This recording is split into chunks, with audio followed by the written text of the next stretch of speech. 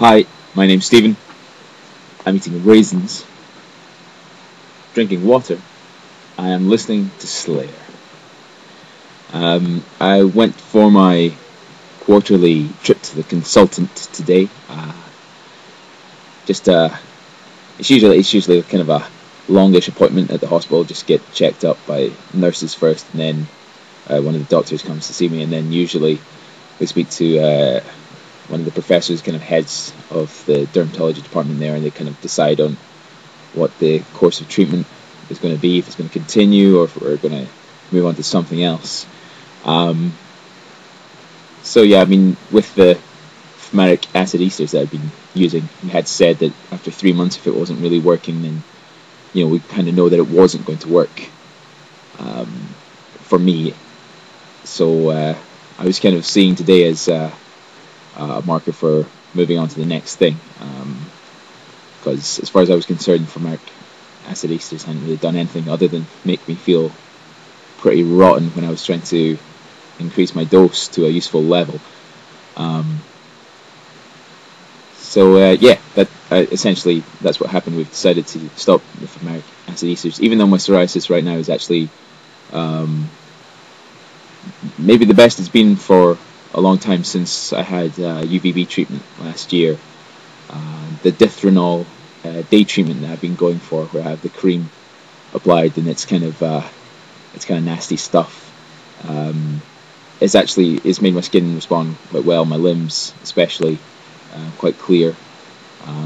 My trunk kind of lagging behind as usual, but in spite of that improvement, the history over the past few years for my skin is that with the systemic medications like methotrexate and the retinoids like acitretin, I wouldn't see much improvement, but I found it frustrating not seeing any improvement, and I'd go to day treatment and have something like UVB or coal tar, or in this case Dithronol. My skin would improve, but all the medicine was really doing was maybe slowing the psoriasis's return. But I mean, waiting for my psoriasis to just get severe again is just depressing. You're just kind of waiting for it to get to the point where you cannot stand it any longer before you move on to the next thing. So I was lucky enough for the doctors the doctors and the nurses to kind of look at my history and see that really the good state of my skin at the moment is really a temporary thing brought about by the Dithronol. And so we're moving on to biologics, which is, I suppose it's more expensive and is newer than a lot of these other medications that I've been using. So the NHS kind of use it as this kind of last resort if you haven't responded to the other oral medications that I have used and I've mentioned before. It's stuff called etanercept, which is something I'll use by injection. I think once a week. I have to read the literature again. I'm not started on it yet. We have to do tests and stuff to make sure I'm healthy enough, which I'm sure I am, I hope. Today was kind of interesting because I got to kind of learn about this medication and the side effects, as ever. The reason I stopped, one of the main reasons I stopped the fumaric acid esters was the severe side effects I just really didn't enjoy. My body couldn't handle it. So I just want to read you the most interesting excerpt I had from the literature today. The white of this paper is going to throw the colour balance off on this crap camera, but if I turn to the possible severe, serious side effects of using etanercept. Heart problems. Etanercept may worsen heart failure. Which, I mean, seriously, can it get worse than heart failure? I just thought that was interesting. That's obviously not something that's going to happen to me, I hope.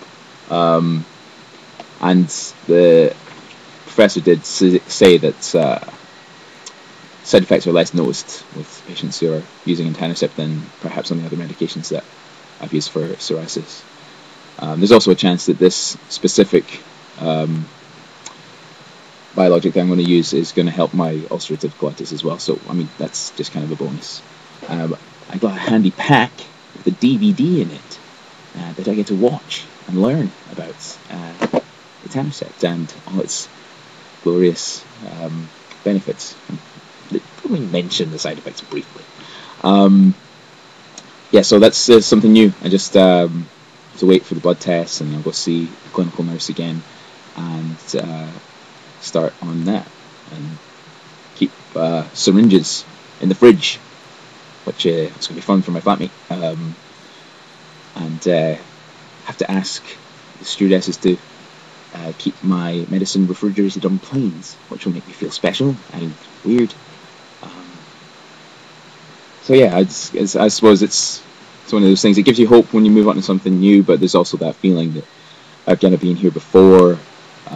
It's another medicine with side effects. I'm sure that might make it difficult to stick with it. But yeah, I mean, this stuff has been successful for a lot of other people, so we'll give it a shot. And again, after 3 months, if it hasn't done the trick for me, then apparently that's a sign that it's not going to work. So it's a short time. We see what happens. Yeah, I suppose some of the thoughts that have been going through my mind, other than this new medication, is psoriasis in annoying places. Since my arms have cleared up a little, I'll just show you where I am actually.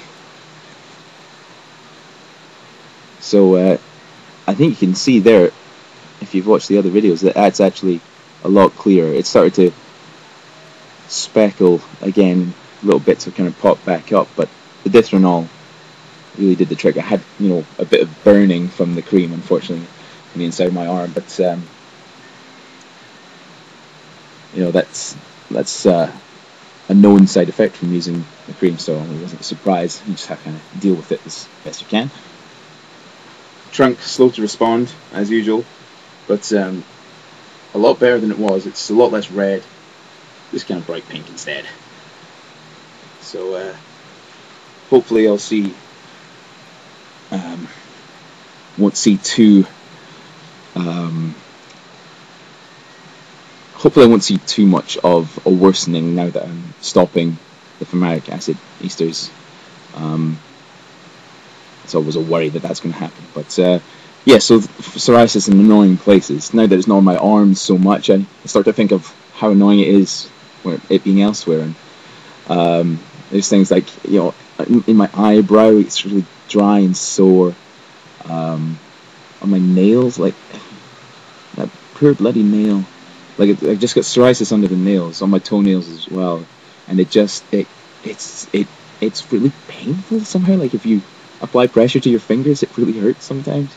And it dimples your nails and makes them look horrible and yellow. But it's just keep them short and try not to pay much attention to it. Behind the ears, in my ear, is one of the most annoying things. I literally, these parts of my ear here just constantly producing psoriasis, and it's horrible. And I've got my ear, like my finger in my ear half the time, picking away, and I just must look like a right minky git. And you just kind of, you do these things without even thinking sometimes, because it's annoying. And anyway, spectacularly, the most annoying place, without a doubt, is behind my pubic hair, which has to be the most frustrating and embarrassing thing ever. Basically, I look like I've got itchy nads all the time, because I have to scratch my freaking crotch, which doesn't help me, doesn't help anyone else. And obviously, using a steroid cream in that area, not a wise idea. So I've got more kind of gentle creams to use, but not something I want to have to deal with for too much longer. Hope anyone who's watched that is not thinking, geez, too much information. But that's the idea of doing this blog, actually being honest. And there's probably no one other than a clinical nurse who knows that. And now 3 of you do. So this video is probably going to be too long to upload to YouTube now, but I'll give it a go. Not doing too bad with the psoriasis right now. This kind of, change is pretty much a good thing with this. It always just gives you a new start and something to look forward to, I suppose. So I'll see you next week after I run the 10K for the British Heart Foundation. Hopefully 38 minutes. Alright, take it easy.